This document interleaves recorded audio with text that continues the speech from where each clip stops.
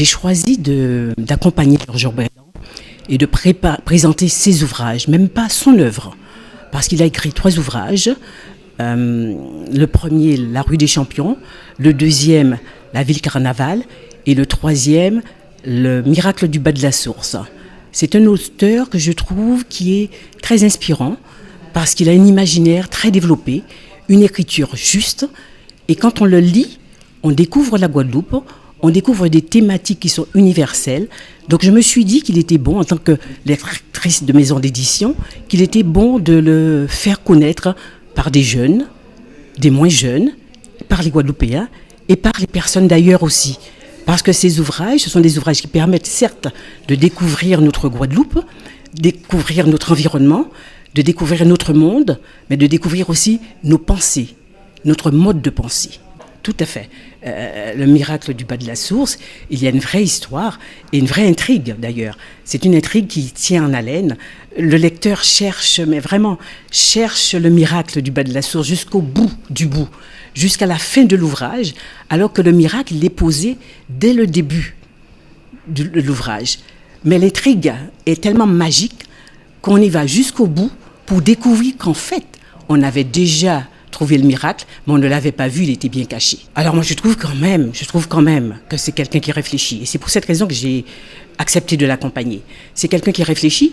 Il a d'abord écrit sur les sportifs, sur l'usine d'Arboussier de Pointe-à-Pitre. C'est un monde quand même particulier, le monde de l'usine.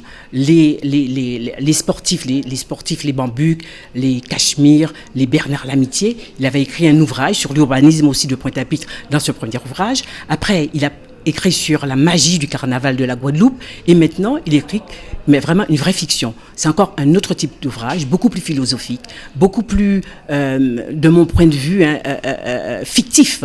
C'est une vraie histoire qui sort de son imaginaire, mais qui montre aussi beaucoup d'humanité chez cet auteur. Beaucoup d'humanité parce qu'il montre comment nous pouvons vivre les uns avec les autres dans cette grande Caraïbe.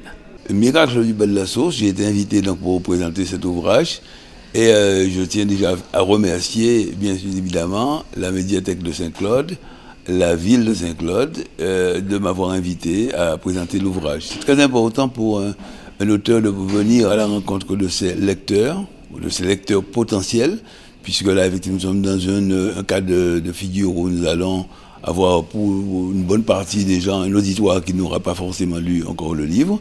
Alors c'est un livre qui bien se situe, je dirais, dans le temps présent.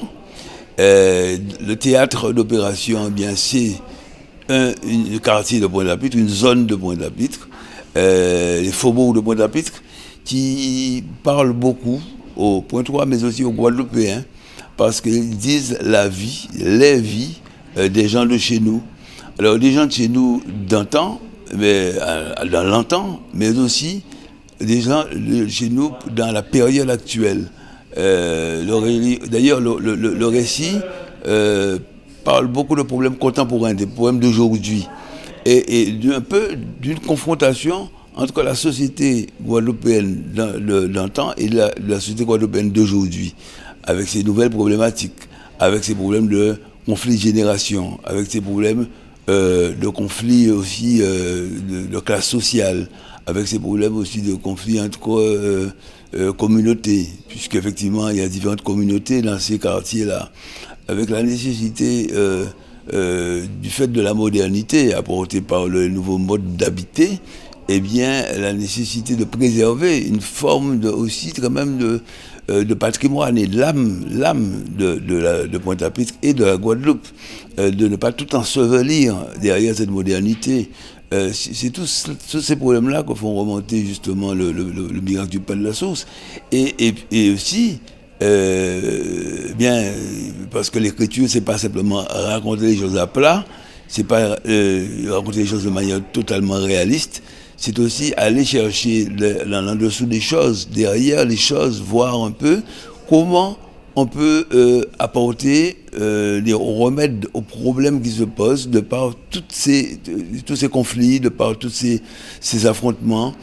Quelles sont les solutions finalement, quels sont les remèdes à apporter pour régler ces conflits-là. Et c'est là, bon, je ne vais pas totalement, bien sûr, dénouer l'énigme, parce qu'il faut que ceux qui veulent le lire puissent le lire jusqu'au bout. Et donc, c'est là que l'auteur propose justement une solution, ou des solutions, pour favoriser le vivre ensemble. Un vivre ensemble apaisé, et un vivre ensemble qui permette justement de construire une société harmonieuse, qui tienne compte de la diversité, mais où tous les gens vont cultiver la fraternité et l'égalité. Ben, la source a une histoire, bien évidemment, et cette histoire-là, justement, je l'ai utilisée, là, au travers justement la fiction, le roman.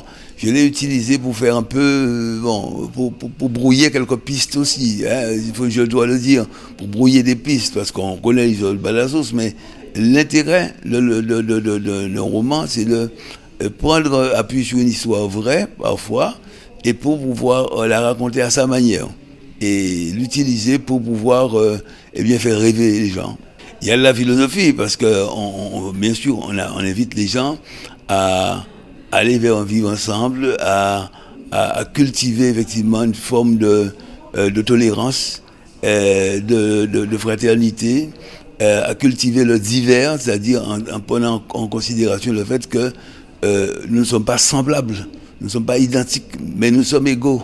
Et il faut s'accepter dans nos différences. Notre différence, bien sûr, de classe sociale, nos différences de communauté, parce qu'il y a des gens qui sont natifs natals de Guadeloupe, d'autres qui sont venus d'autres côtés de la Caraïbe, et puis des différences aussi de génération.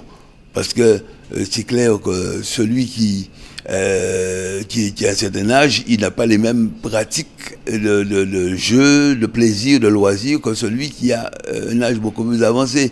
Et pour autant, il faut vivre ensemble. Mais même côté là, il faut accepter yo. Donc voilà, et l'auteur donne des pistes aussi pour justement permettre cette acceptation, cette tolérance et cette fraternité. Absolument, moi je le pense. Et c'est bien que la médiathèque de Saint-Claude, justement, comme à la médiathèque de Port-Louis, où j'étais il y a un mois, bientôt la médiathèque de Pointe-à-Pitre, à Chillouat-les-Bois-Neufs, m'invite à le présenter. Je crois que c'est important pour rapprocher le livre du lecteur.